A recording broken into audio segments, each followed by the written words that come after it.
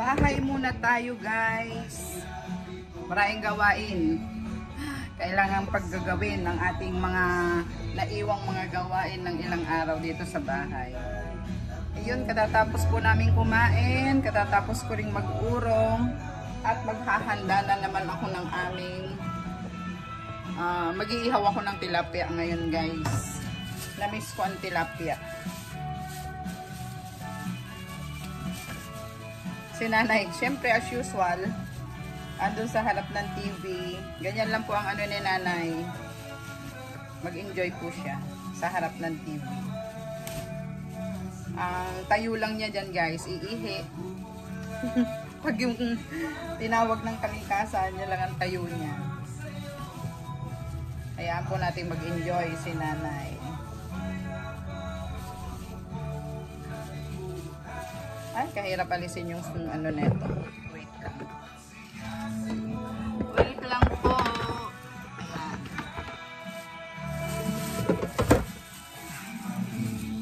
Mo sa buong mundo, kakayapaan mo.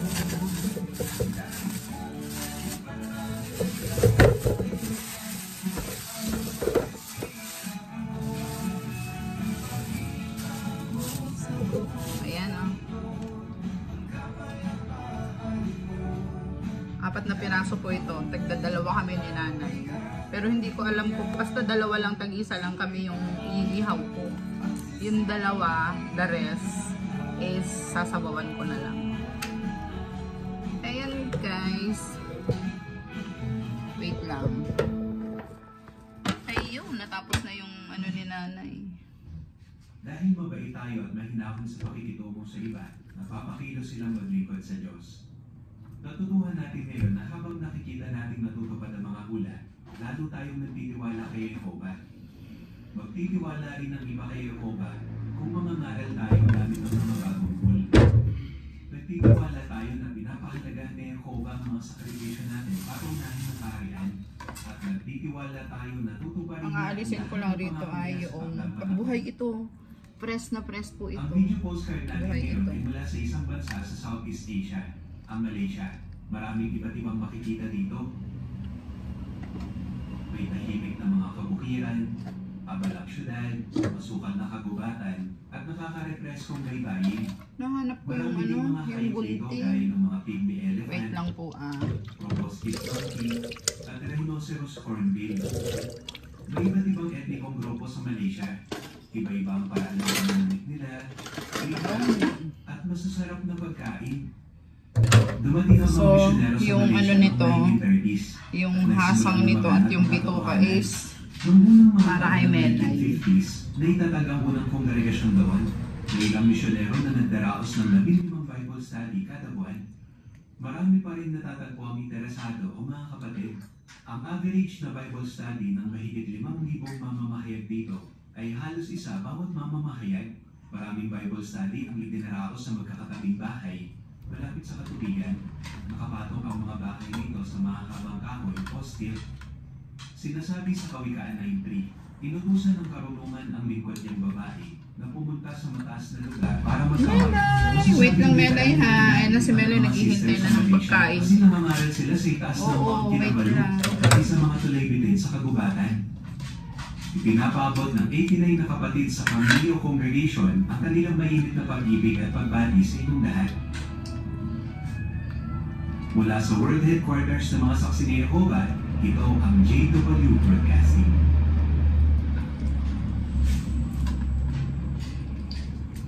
Ay! Tumalansik.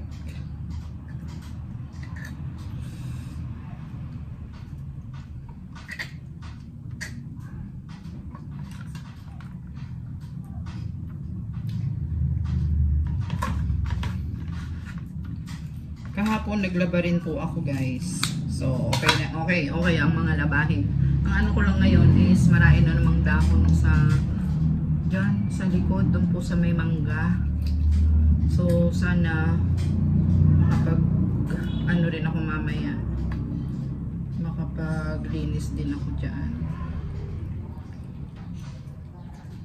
Wait lang, ano ko yung kay nanay. Ayun, no? Ayan po, at na Dahil ang nakikita linis ko na. hawak ko ang isang salamin. Etong dalawa, ito yung iihaw ko, hindi ko na ito kinaliskisan. Tapos ito naman pong dalawa, ito yung sasabawan ko. Siyempre, kinaliskisan ko siya. Wala na siyang kaliskis.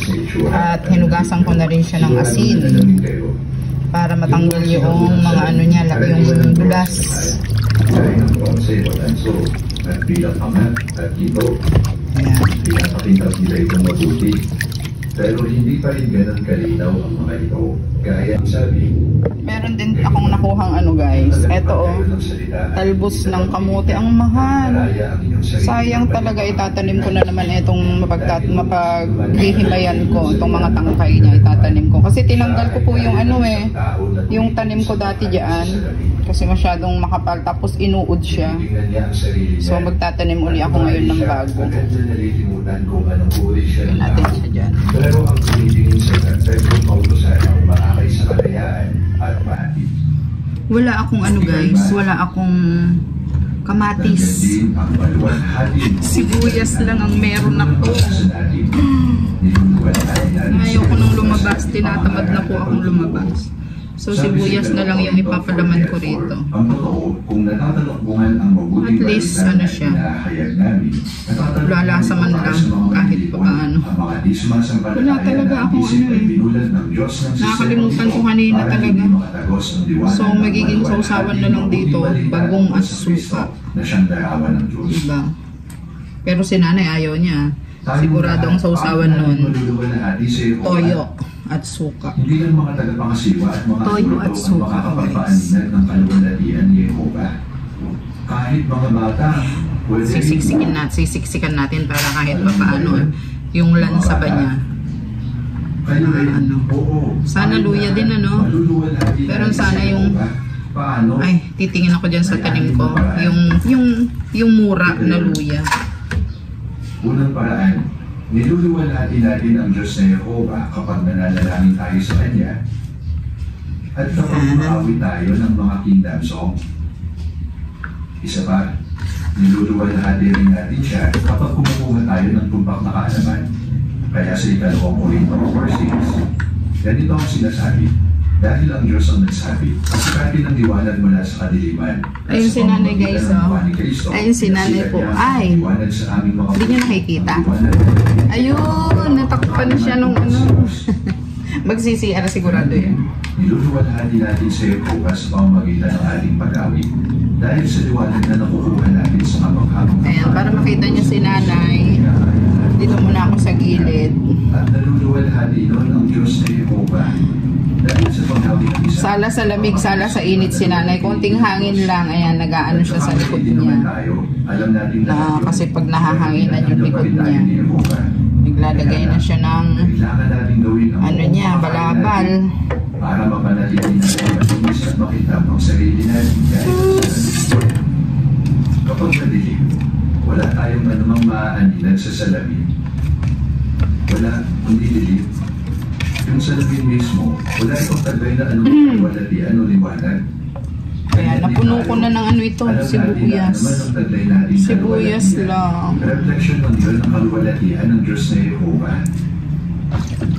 Sinasabi sa unang Petro 2:12, panatilihin ninyo ang inyong mabuting pag-awi sa mga bansa para kapag pinakusahan nila kayong gumagawa ng masama, maging saksi sila sa mga ginagawa ninyong mabuti at bilang resulta, luwalhatiin nila ang Diyos sa araw ng pagsisiyasan.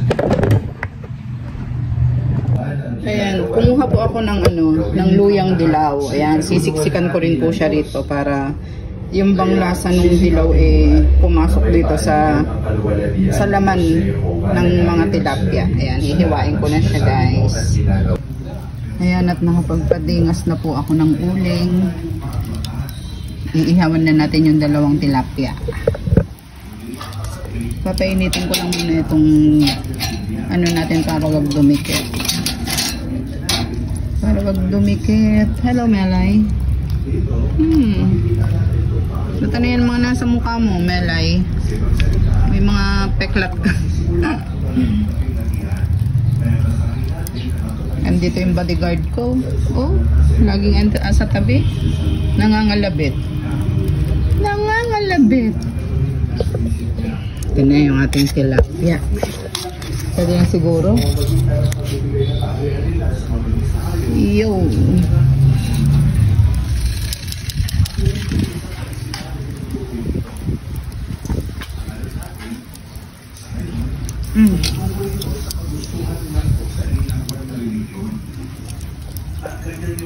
Naamoy mo, Melay?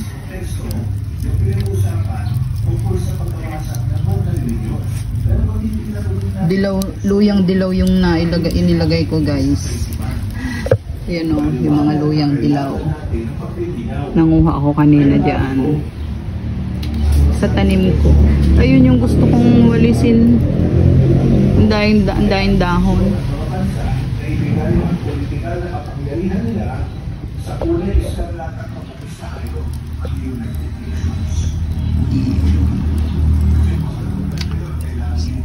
Sana sipagin ako mamaya na bumili ng kamatis dyan sa labas. Kaya lang pag ganito kasing tanghali na, tinatamad na kaya akong lumabas dyan. Mingming! Ayun si Mingming, oh. Ayun si Muning, guys. Ayun. Ayun.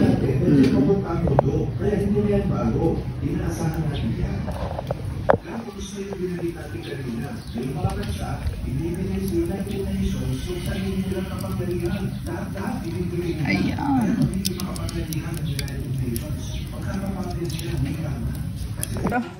Katatawag lang ng mga pinapupunta ako dun, guys, kila Ate Reme, at dun daw ako manananghalian. Tingnan nyo naman, di ba? Namimiss na naman ako ng ate ko. Punta ako dun saglit, pero uwi din ako dahil si nanay. Siyempre, magkasama kami ngayong araw na ito. Hindi ako umalis. Pero tinatawag nila ako dun eh. Mag-ano din ako din ng konting video para makita din po ninyo. Nag-iihaw din daw sila doon ng bangus. Siyempre siguro may gulay din. Kakamis. Oo. Makinig sila sa broadcasting na ginawa. Pinasabi manood daw ako doon. Napanood ko na kahapon, inuulit ko lang, pinapaulit ko lang sa kanya, yung pinapanood niya. Very interesting po kasi. Talagang yung magaganap sa hinaharap. So guys, lutuin ko muna. Ito na pala siya, oh.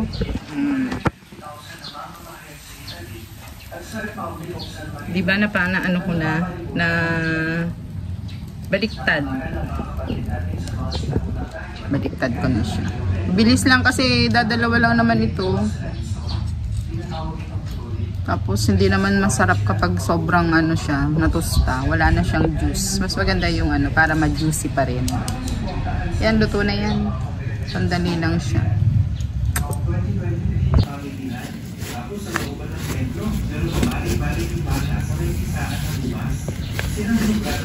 See?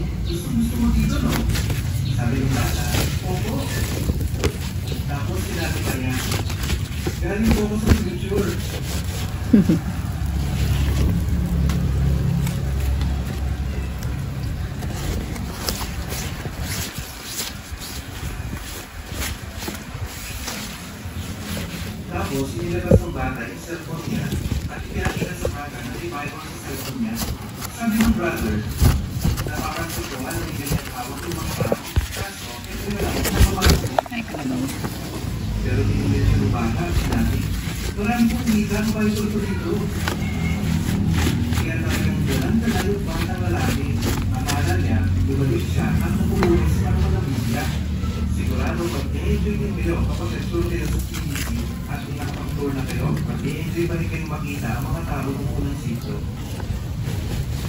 Marami siguro sa inyo. Pwede na rin, guys. Pero babaliktarin ko pa rin siya.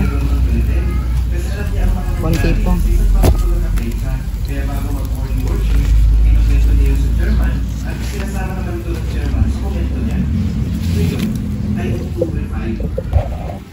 kilala ng ating demonya, ano maaari ang pangyayari sa kasaysayan? Sabi nila, noong 45, naalala niyo ba yung nene-nene, kaya mag-kapit? Yan ang sulat kamay na lumitaw sa pader ng Palasyo ni Dalita. At nangyari yan noong 45, 539 BC. Eh, kumusta naman sa bagong dati ngayon? Noong 45 BC, wala maglalakay sa pamamahagi ng laking Delta Resolution na may pawagat na Iglesia. Ayun, okay na po.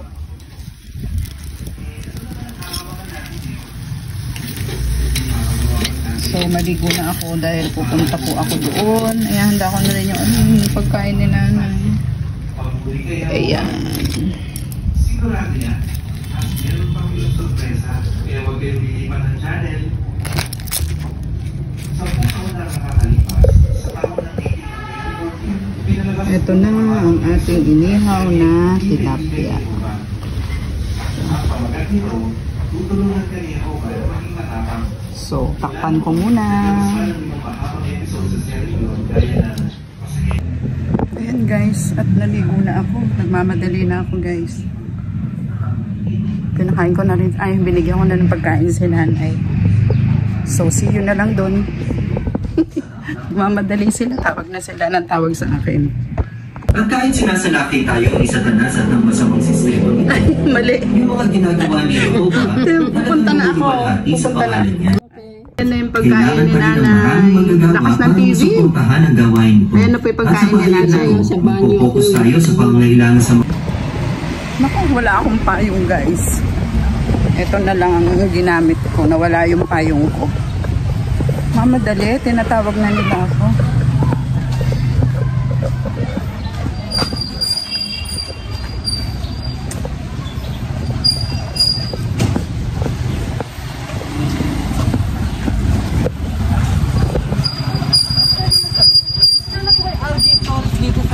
Dun sa ano, dun lang, diretso ka lang diyan. Magtanong ka diyan.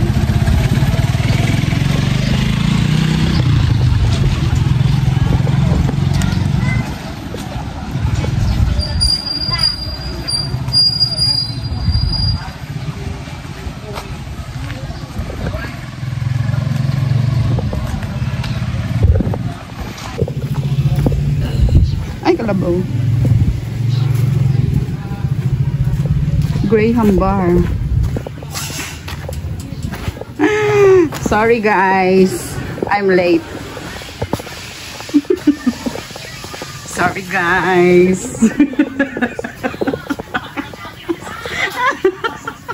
Sorry guys. Wow, di ba?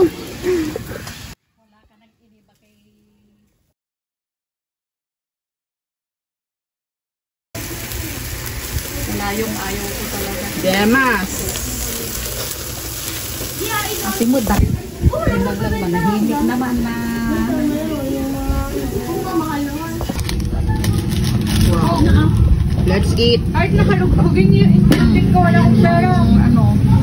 Balas ko Wala pa daw yato. siyang mga pera. Hindi na, ganyan na lang yan. Linet. Ganyan na yan. Ay, meron pa pala dyan, o, di ba? Baboy. Makwat baboy. Sige.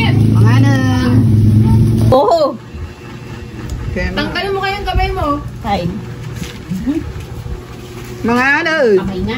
Ilagay. Kain na. Ay, kahin-hin ng kain na. Alam mo naman ano. Kain na! Kain na! Sugod! Yoyoyo. Ito ba? Sugod Marino. Sana kayo ay?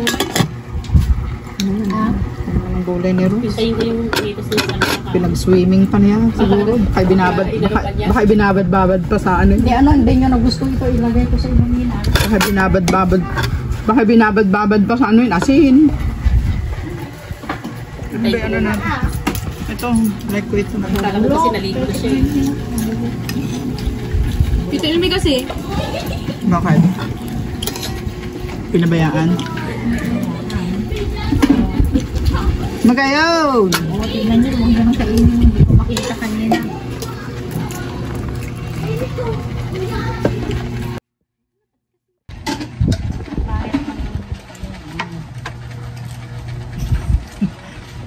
Ano to? Hindi Ano ako to? tumigil kakakain kahapon pa lang.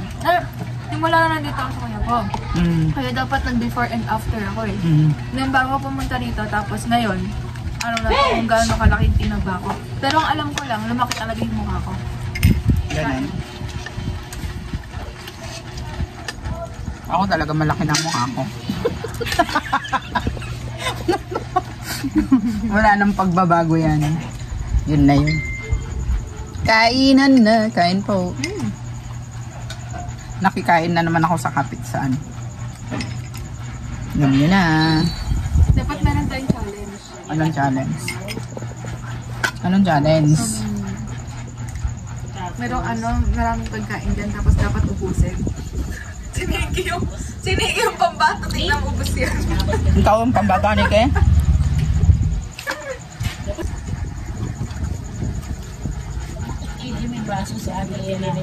Bote yakin. Ay.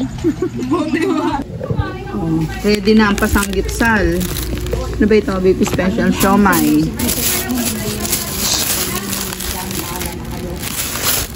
Ay, isin yung anong karne. May kimchi. May chokongjang ba ito? May noodles. Andito ang sanggipsal. Magda-diet ka, magsasanggip ka pa nga. Nakatamad kasing maglakad, Casey. Di tricycle ka na lang Ay, hindi pa kami tapos hindi pa kami tapos. Katatapos, kako sana. Katatapos pa lang namin kumain, guys. May mga idinating na naman. Wala nang diet. Yung pasanggip-sanggip. Diba, No more guys? diet. That's Next life. year na lang. Kainan na this.